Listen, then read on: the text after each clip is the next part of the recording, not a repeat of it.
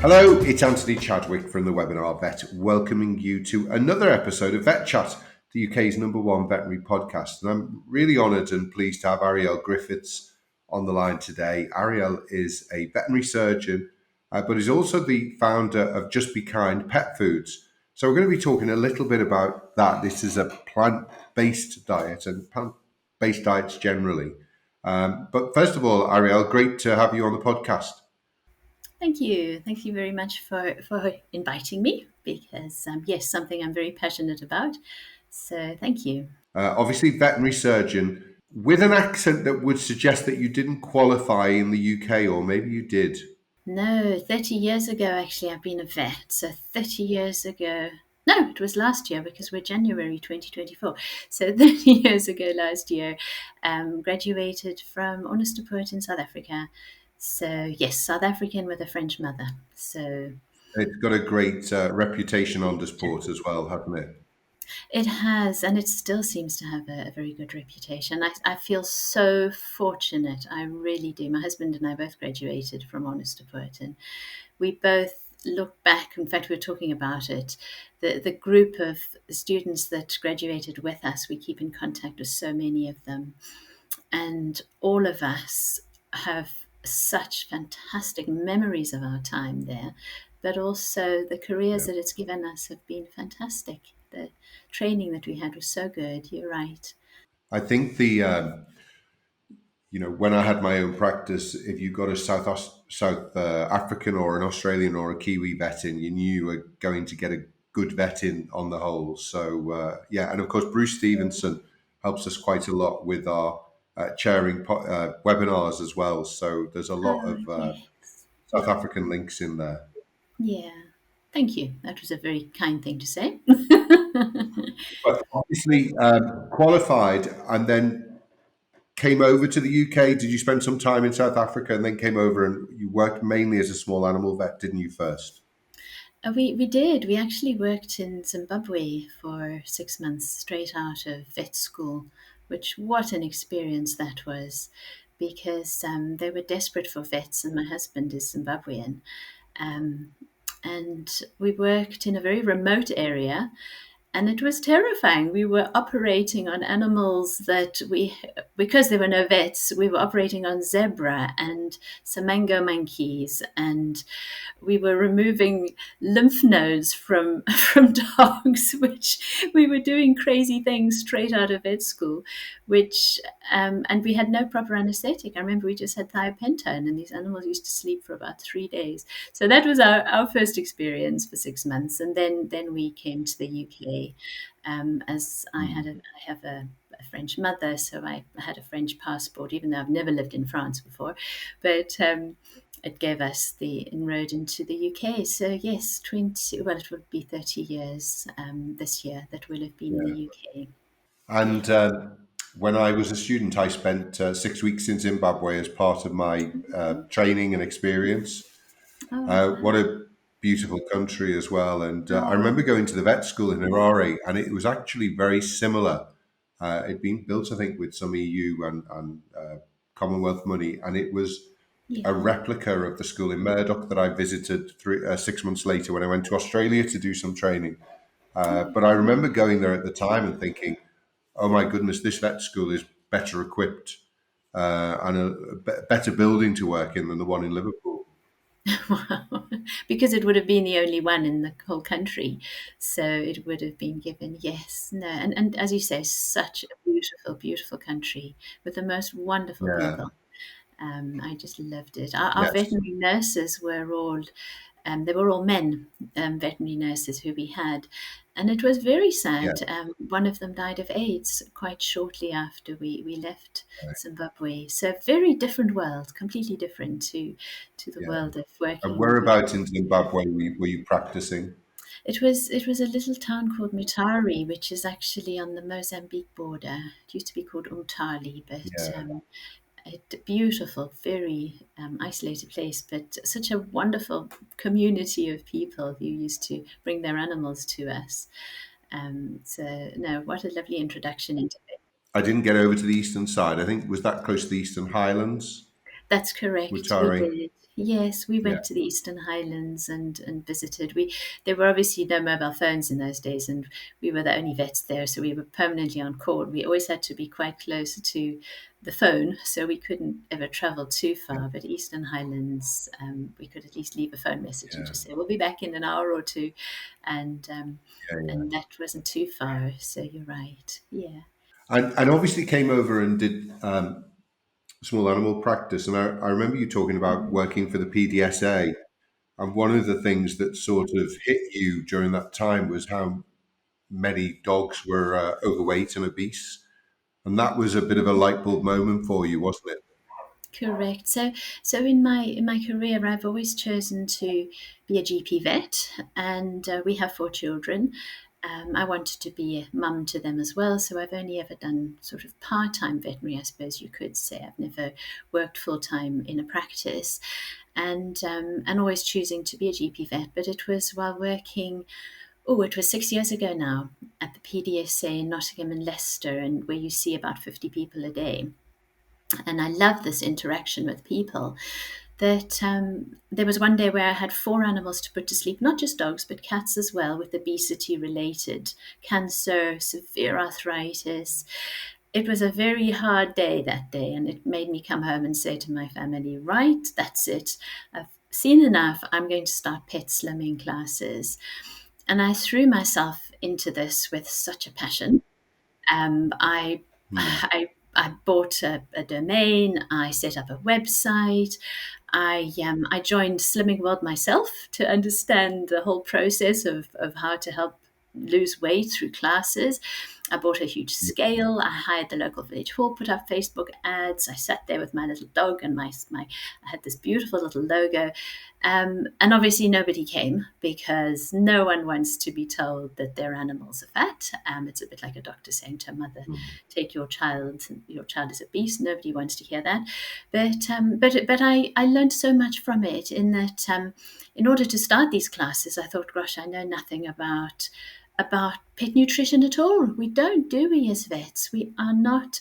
And I think doctors are exactly the same. Is you're taught which drugs to use, and as vets, which diets to dispense or treat the dog with, but you're not actually taught the basics of nutrition. And so I thought, if I'm going to be teaching people how to feed their dogs healthily, I better understand it myself. And so I did every nutrition course going. I did Marge Chandler's course twice. I did Dr. Mike Davies' nutrition course. I went to the Willows, and Dr. Izuru, I did his course. And when I couldn't get enough from the UK, I went to Germany, because the more I realized, the more plants you added to a dog's diet, a bit like us, the healthier they would be.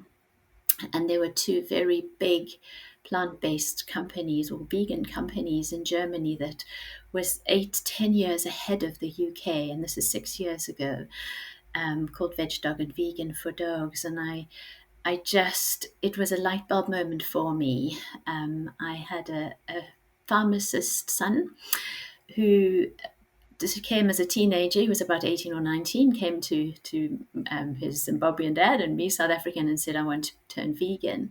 And we were both very concerned as parents. My husband was quite shocked, because obviously meat is such a big part of his life. But for me, I was concerned for my son, because I thought, as a young teenager, suddenly he's going to worry about the food system. He's going to worry about our planet, and we don't want our children to worry. I knew he'd be fine nutrition wise, because he's an intelligent young man and he was studying pharmacy, and but I'd always admired that. So on the day after my 52nd birthday, with everything I had learned and admiring my son, I turned myself vegan, never having even been vegetarian before then, and turned our little dog vegan, with everything I'd learned from these companies in Germany, knowing that it was safe because it was being done in Germany. Hmm. I had so much to prove, because my husband, obviously also being a vet, and he's actually a vet in the army, so his thinking is very rigid, and he's fully supported me once he realized, actually, I am doing the right thing. So I had so much to prove, and once I felt I had it 100% right for him, then I began opening it up to other owners and set up a new website called Just Be Kind Dog Food, promoting plant based dog nutrition. And it went from there. And this was 5 years ago. And what I have learnt in those 5 years has opened my eyes enormously. I never realized that in my 50s my career could take on a role like this, but that I could learn so many new things in my 50s that benefit dogs so enormously, with plant based nutrition. We're still young, Arielle. We You know, I'm a are. fellow 50 something. I'm a fellow 50 something. And once you decide to stop learning, that's when you grow old. But actually, if you Yes, decide you're going to continue to learn, then you oh, never grow old.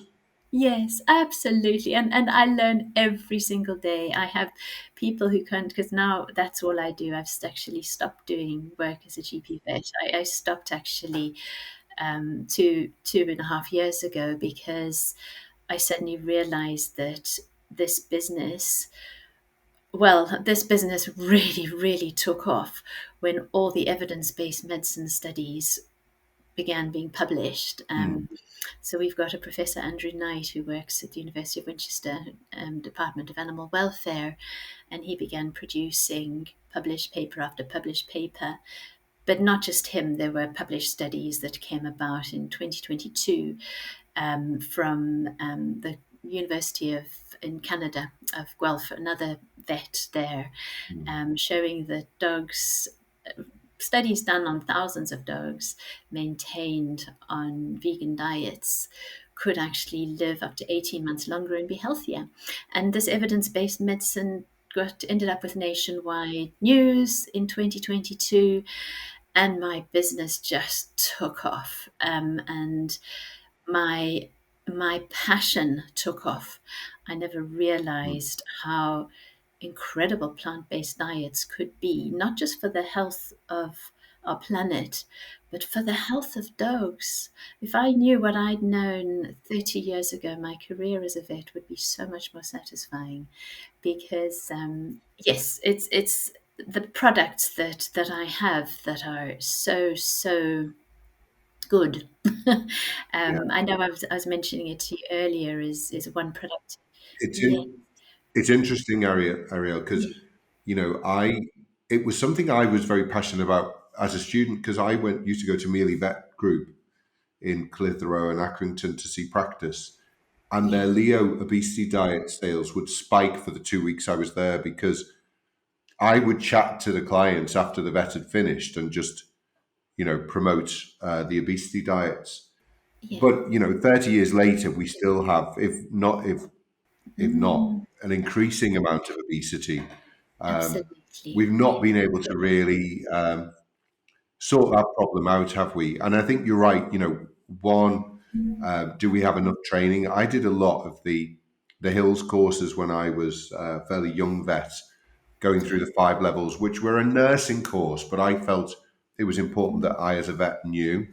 yeah, yeah. Um, and then, obviously, as a dermatologist, I would use diets um, because a lot of dogs would come in with diarrhea.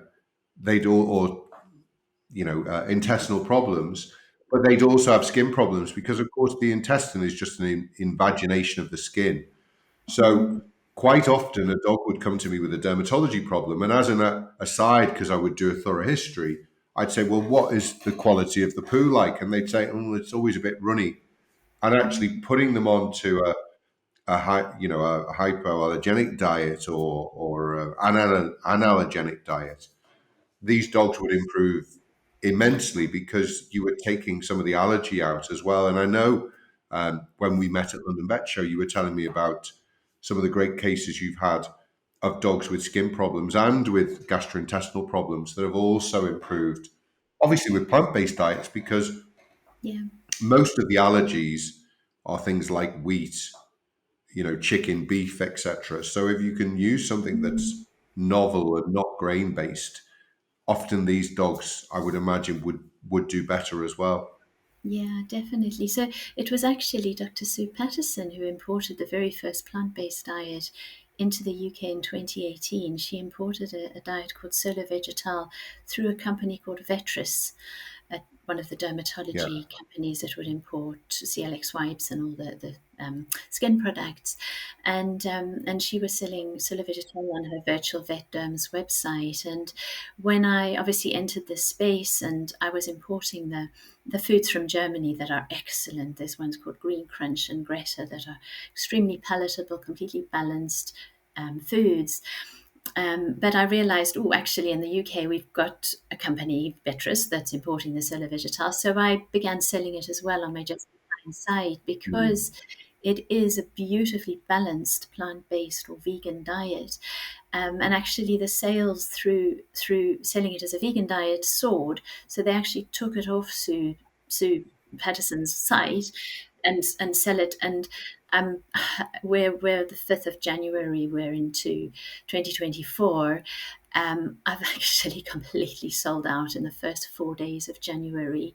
There is no more Solar Vegetal at the moment in the whole of the UK. That's how popular this diet has become. And I had to put out an email this morning, and I saw just before this podcast, I've had so many owners who have contacted me to say, "Oh, what can we use?" I mean, I do have alternatives, but you're Mm. so right in that if a dog is going to suffer from an intolerance, the most common intolerance right up there, the very first one is beef. And obviously, beef has the same DNA as dairy. So, dairy would be the very next one. But after that, even before wheat, is actually chicken and eggs having the Mm. same DNA. So, anything that would cross react with a chicken, turkey, duck will be the same up there as well.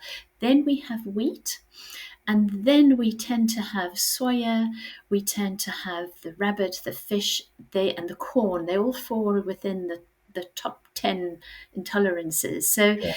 Solo Vegetal and the diets that I stock would be free of all the grains, so no wheat, um, no gluten, and no soya, and then obviously no animal proteins or no dairy, Yeah. obviously, because they are vegan diets. So with a true plant based diet, what you can do is you can actually eliminate all of those intolerances, these allergens that dogs can suffer from completely, including the soya, and provide a perfectly palatable, nutritionally sound diet. Vets do worry about dilated cardiomyopathy, which came about, the concerns of dilated cardiomyopathy came about with grain-free diets, where Yeah. these meat-based grain-free diets were taking out the grain, the rice, the corn, and replacing it with pea protein, with legumes and lentils. And they were seeing increased cases of dilated cardiomyopathy in dogs that didn't normally show this. So with our vegan diets, what we have is a greater understanding that there is a concern with legumes and dilated cardiomyopathy. So we have to ensure that all the nutritionally balanced vegan diets have the right levels of taurine, have the right levels of its precursor, methionine, one of the amino acids, the right levels of vitamin B, and vitamin D as well is also so important, obviously, for calcium absorption and heart health, and omega 3s, which this to me is just something that I just adore, is where you get omega 3s from in plant based or vegan diets. You actually get the omega 3s from where fish get their omega 3s from, which is microalgae. And Yeah. you've got these fantastic farms of this harvested one species, Schizomitrium, or it's called, one species of microalgae that fish normally would eat. That's very high in omega-3s, DHA and EPA. And you've got these hugely sustainable farms. I know they've just started one in Scotland, but they started many in Holland.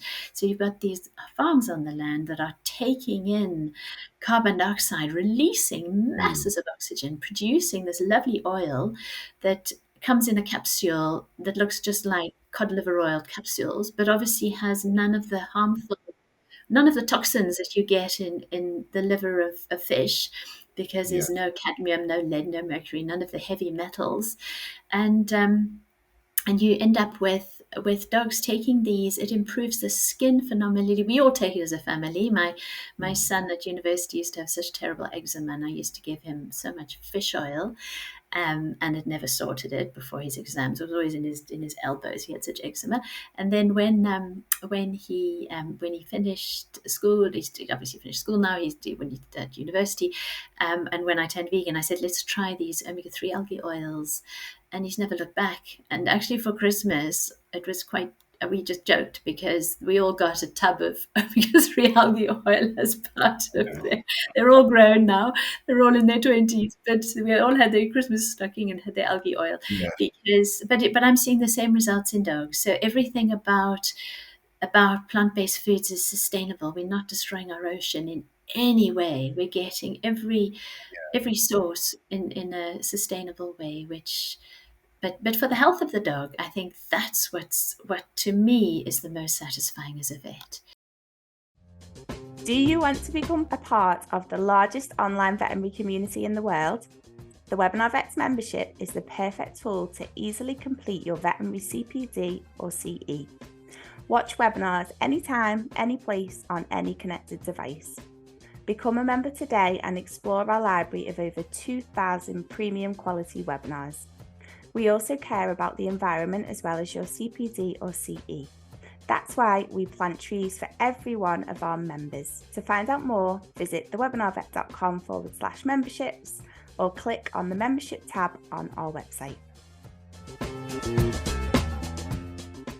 Presumably, with the dilated cardiomyopathy, you need to supplement with L-carnitine as well. Correct, absolutely. So all those diets that are commercial and formulated definitely have to have the important addition of all Yeah. of those ones. The more legumes that are in there, the higher the proportion of the taurine and the methionine. So So, yeah. is your diet? What are the main ingredients? Obviously, legumes, and what else would be in these German diets and the Vettrus diet that you purchase? Yeah, so because of this big concern that we have with peas and lentils causing dilated cardiomyopathy, it took me 2 years working with top nutritionists in Germany, and I actually worked with a man in Sweden who wanted to introduce vegan food to Sweden as well. And we actually launched the very first, I've done it through. So Vettrus has been bought out by a company called Nextmune, which is also a very large dermatology company. So they're the ones who now import Solar Vegetal. But they were importing Solar Vegetal tinned food, which I do have on my site, but that isn't fully balanced. It doesn't have that extra methionine, that extra L-carnitine. And what I really wanted was a tinned food that would satisfy all the requirements and be fully balanced. So I worked with this factory in Germany, launched a food called Give a Dog a Bean in November, 2 months ago. On the 1st of November, I imported 10,000 tins, and I'm down to about 200 or 300 tins. So for a new product, and dogs absolutely love this. So this actually has no peas and it has no lentils, but it's called Give a Dog a Bean because it's made from faba bean protein, which I know we mentioned the London Vet Show, which is where I met you, but when I just arrived, I put up my poster of Give a Dog a Bean, and it mentioned that it's made from faba bean protein. And this lovely man suddenly appeared and he stood in front of me and he said to me, "Where are you getting your faba bean protein from?" And I said to him, I said, "Oh, well, this is made in Germany, so it comes from Joe." He says, "Why aren't you getting it from the UK?" He says he's just caught the train. He's still got mud from Northumberland on his shoes, but he's a farmer who actually farms faba bean protein in Northumberland to feed salmon because it is such a sustainable protein source. It's Yeah. extremely high in valuable amino acids, but not just that, because it's a legume, it actually puts nitrogen back into the soil. So the farming of faba beans used, I said to him, that is brilliant. Well done using that in salmon. Much better than using Mm. blowfly larvae or fish to feed salmon because that's not sustainable. But But equally, I'm seeing the same in dogs. Dogs absolutely love the fava bean protein in the skiver bean, but it also has quinoa in it, which has a very high protein level. It has hemp protein as well, which also has a very high protein level. And then it's got psyllium husks in it. So it's actually got something that'll enhance the gut bacteria. Plus, it's obviously got all the important vegetables that you need to get this range of our 5 a day, which our dogs need as much as we do to enhance their gut microbiome as much as our gut microbiome. So we've got the carrots and the green beans and papaya, and so it's an extra and blueberries as well. So it's a very and sweet potato, very nutrient rich, fiber rich, but using all very sustainable sources. And then obviously you've got that important addition of the taurine, the L-carnitine, as you mentioned, the precursor to taurine, the methionine, the vitamin Bs, the selenium, all things that are actually added to even meat-based dog foods. Commercial ones will have these important additions.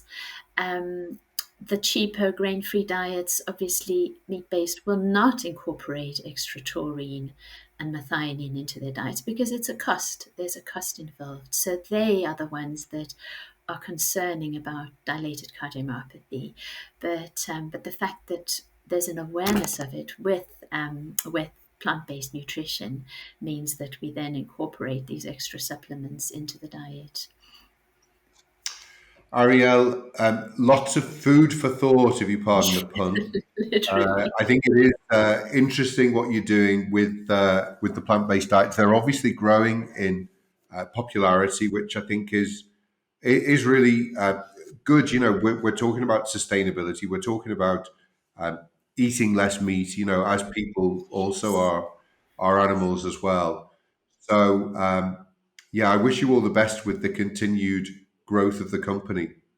Thank you. Thank you very much. It's more my passion to promote plant-based nutrition everywhere. I mean, we have it in Pets at Home, have their own plant-based foods. Butternut Box has a plant-based variety.